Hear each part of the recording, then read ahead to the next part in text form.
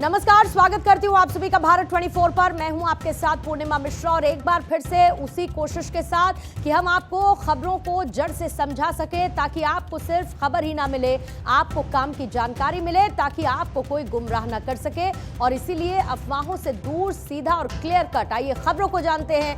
9 PM special की शुरुआत करते हैं, जिसमें आज सबसे पहले बात होगी सियासत की। 2024 के संग्राम में उतरने से पहले प्रधानमंत्री नरेंद्र मोदी ने आज विपक्ष पर सुनामी जैसा प्रहार किया। मोदी ने अपने तीसरे टर्म की गारंटी दी। पीएम ने अपने भाषण में किसी शब्द का सबसे ज्यादा इस्तेमाल किया तो वो था भ्रष्टाचार।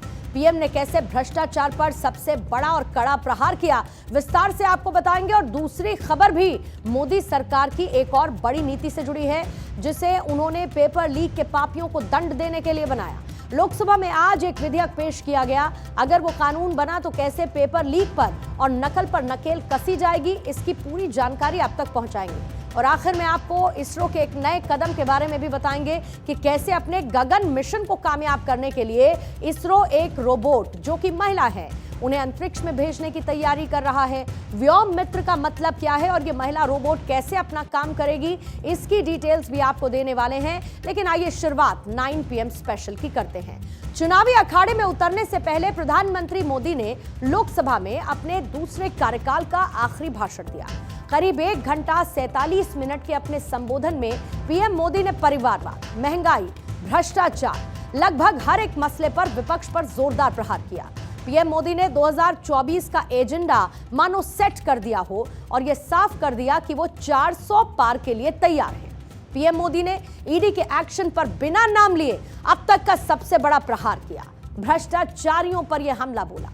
पीएम ने कहा कि चोरों का महिमा मंडन किया जा रहा है और विपक्ष से सवाल किया कि आखिर उनकी ऐसी क्या मजबूरी कि जो भ्रष्टाचार के मामले में सजा काट चुके हैं, उनका महिमा मंडन उनको करना पड़ रहा है, उन्हें महान बताया जा रहा है। आखिर एजेंसीज की कार्रवाई पर इतना गुस्सा क्यों है विपक्ष? पीएम मोदी ने वादा किया कि उनकी भ्रष्टाचार के खिलाफ ये लड़ाई जारी रहेगी और देश को लूटने नहीं दिया जाएगा, और जिन्होंने देश को लूटा उन्हें लौटाना पड़ेगा। प्रधानमंत्री मोदी ने इसका भी जिक्र किया। आज देश का दुर्भाग्य है, पहले तो क्लासरूम में भी कोई अगर चोरी करता था, किसी की कॉपी करता था, तो वो भी 10 दिन तक अपना मुंह किसी को दिखाता नहीं था। आज जो भ्रष्टाचार के आरोप जिन पे सिद्ध हो चुके हैं, जो जेलों में समय निकाल करके पैरोल पर आए, आज वॉशिंग मशीन से भी बड़ा कंधे पे लेकर के महिमा मंडन कर रहे हैं ऐसे चोरों का सार्वजनिक जीवन में। कहां ले जाना चाहते हो देश को तुम? जो सजा हो चुकी है, मैं ये तो समझता हूं कि आरोप जो है उनके लिए तो आप सोच सकते हैं, लेकिन जो गुनाह सिद्ध हो चुका है, जो सजा काट चुके हैं, जो सजा काट रहे हैं, ऐसे लोगों का महिमा मंडन करते हो आप? कौन सा कल्चर और देश की भावी पीढ़ी को क्या प्रेरणा देना चाहते हो आप? कौन से रास्ते और ऐसी कौन सी आपकी मजबूरी है?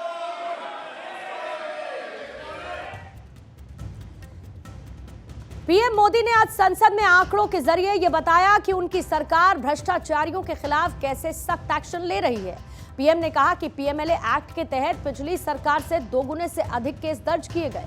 कांग्रेस के समय में ईडी ने 5,000 करोड़ रुपए की संपत्ति जब्त की थी, और वहीं उनकी सरकार में ईडी ने अब तक 1 लाख करोड़ रुपए की संपत्ति जब्त की। पीएम मोदी ने बताया कि डायरेक्ट बेनिफिट स्कीम से लोग लूटने से बचें, और इसके लिए सरकार ने 10 करोड़ फर्जी नाम हटाए हैं, जिसकी मदद से 3 लाख करोड़ रुपए गलत हाथों में जाने से बचाया गया। 30 लाख करोड़ रुपए से ज्यादा की रकम लोगों के खाते में पहुंचाई गई, ये भी प्रधानमंत्री ने बताया।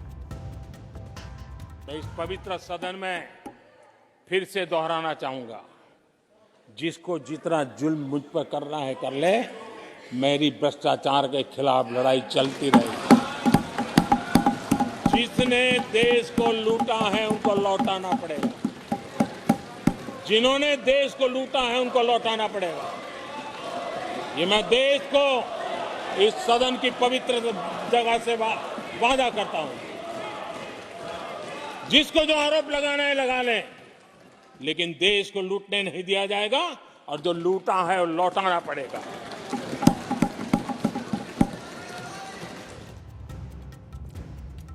अपने संबोधन के दौरान प्रधानमंत्री नरेंद्र मोदी ने देश के प्रथम प्रधानमंत्री जवाहरलाल नेहरू की नीतियों की आलोचना की और उनके निशाने पर नेहरू और इंदिरा दोनों रहे। पीएम मोदी ने नेहरू इंदिरा के भाषणों का जिक्र करते हुए उनकी कड़ी आलोचना की। पीएम ने कहा कि नेहरू जी ने स्वतंत्रता दिवस के मौके पर लाल किले की प्राचीर से भारतीयों को नीचा दिखाया और विदेशियों की बड़ाई की। नेहरू भारत के लोगों को नीचा दिखाकर विरोधियों को सर्टिफिकेट दे रहे थे। पीएम ने कहा कि इंदिरा जी की सोच भी नेहरू जी से कोई अलग नहीं थी। कांग्रेस का विश्वास हमेशा परिवार पर रहा। अपने भाषण के अंत में भी पीएम ने जवाहरलाल नेहरू पर करारा वार करते हुए कहा कि कश्मीर की समस्या जवाहरलाल नेहरू की देन थी। नेहरू की गलतियों की कीमत कश्मीर चुका रहा है। लाल किले से भारत के प्रथम प्रधानमंत्री ने जो कहा था वो पढ़ रहा हूं, नेहरू जी ने। उन्होंने कहा था, हिंदुस्तान में काफी मेहनत करने की आदत आम तौर से नहीं है। हम इतना काम नहीं करते। यानी नेहरू जी की भारतीयों के प्रति सोच थी कि भारतीय आलसी है। नेहरू जी की भारतीयों के लिए सोच थी कि भारतीय कम अक्ल के लोग होते हैं। लाल किले से 15 अगस्त को इंदिरा जी ने कहा था, दुर्भाग्यवश हमारी आदत ये है कि जब कोई शुभ काम पूरा होने को होता है तो हम आत्मतुष्टि की भावना से ग्रस्त हो जाते हैं और जब कोई कठिनाई आ जाती है तो हम नाउम्मीद हो जाते हैं। तोड़ने की बातें छोड़ो, तोड़ने की कोशिश करिए। यार, आपके अंदर क्या पड़ा हुआ है? क्या इतने टुकड़े करके अभी भी आपके मन को समाधान नहीं हुआ है? देश के इतने टुकड़े कर चुके हो आप, और टुकड़े करना चाहते हो? कब तक करते रहोगे? आदरणीय अध्यक्ष जी, इसी सदन में अगर कश्मीर की बात होती थी तो हमेशा चिंता का स्वर निकलता था, छिटाकशी होती थी, आरोप प्रत्यारोप होते थे। आज जम्मू कश्मीर में अभूतपूर्व विकास की चर्चा हो रही है। अगर नेहरू जी का नाम लेते हैं तो उनको बुरा लगता है, लेकिन कश्मीर को जो समस्याएं झेलनी पड़ी उसके मूल में उनकी ये सोच थी और उसी का परिणाम है देश को भुगतना पड़ा। जम्मू कश्मीर के लोगों को, देश के लोगों को नेहरू जी की गलतियों का बहुत बड़ी कीमत चुकानी पड़ी है। पीएम मोदी ने एक बार फिर से परिवारवाद के मुद्दे पर कांग्रेस को घेरा। पीएम ने कहा, आज भी कांग्रेस में वही सोच देखने को मिलती है। कांग्रेस का विश्वास हमेशा सिर्फ एक परिवार पर रहा। एक परिवार के आगे ना वो कुछ सोच सकते हैं ना देख सकते हैं। कुछ दिन पहले भानुमति का कुनबा जोड़ा, लेकिन फिर एकला चलो रे के रास्ते पर चल पड़े। कांग्रेस का विश्वास हमेशा सिर्फ एक परिवार पर रहा।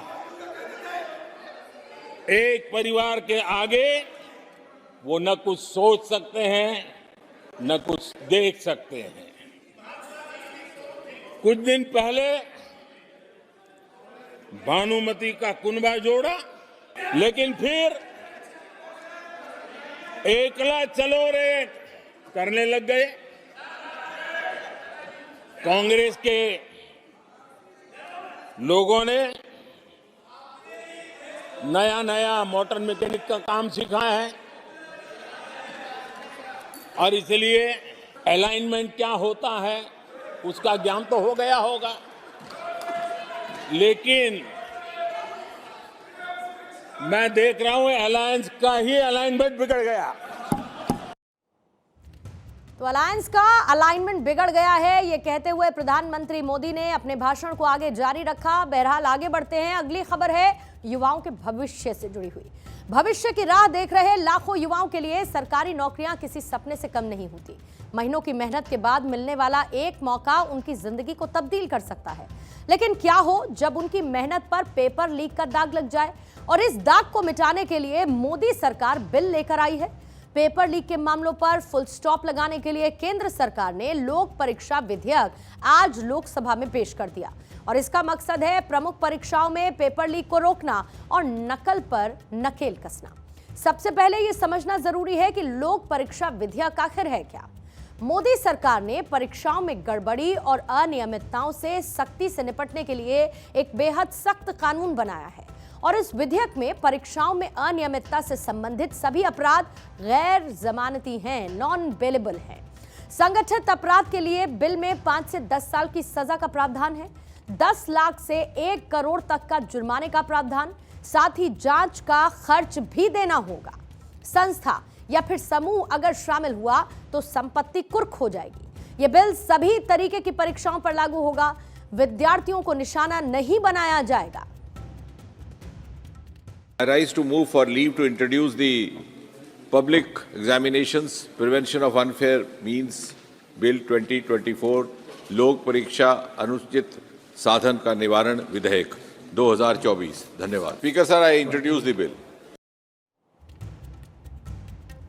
अब आपको मैं ये भी बताती हूं कि सजा का प्रावधान किस तरीके से है। दरअसल संगठित अपराध साबित होने पर 10 साल की जेल और 1 करोड़ का जुर्माना, दूसरे के स्थान पर परीक्षा देने पर 3 से 5 साल तक की जेल और 10 लाख का जुर्माना। तो अगर अपराध में कोई संस्था शामिल हो तो परीक्षा का पूरा खर्च वसूला जाएगा और संपत्ति भी जब्त करने का प्रावधान है।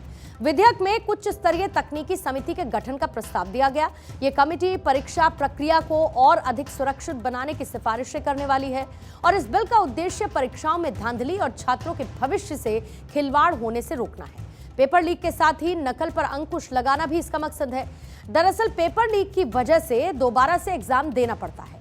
कानून के दायरे में UPSC, SSB, RRB, banking, NEET, JEE, CET के लिए होने वाली परीक्षाएं, केंद्रीय विश्वविद्यालयों में दाखिले के लिए होने वाली परीक्षा पर भी यह कानून लागू होगा, और इन परीक्षाओं में लाखों की संख्या में हिस्सा लेने वाले युवा इससे बच पाएंगे।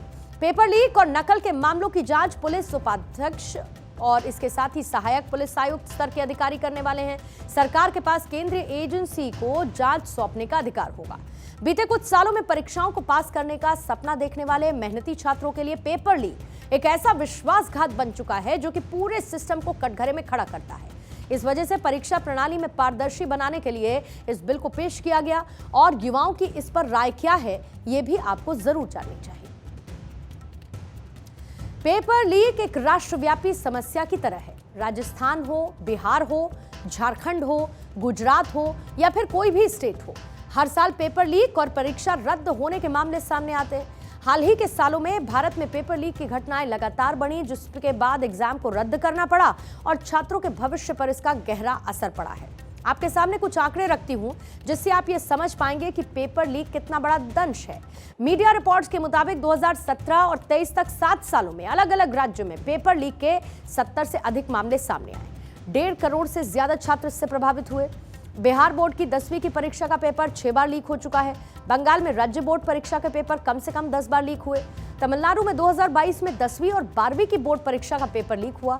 तो राजस्थान में 2018 से 22 तक सरकारी नौकरियों के होने वाली 12 परीक्षाएं रद्द की गई। गुजरात में पिछले 7 सालों में पेपर लीक की 14 घटनाएं देखी गई। तो उत्तर प्रदेश में 2017 से 2022 के बीच पेपर लीक के कम से कम 8 मामले सामने आए हैं।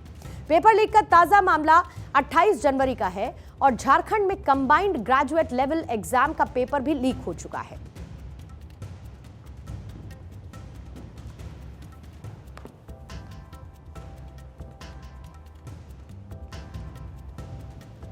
और इसीलिए सरकार की तरफ से ये कोशिश है कि इस बिल को लाने के साथ साथ, कानून का रूप देने के साथ साथ बच्चों के भविष्य के साथ होते वाले खिलवाड़ को रोका जा सके।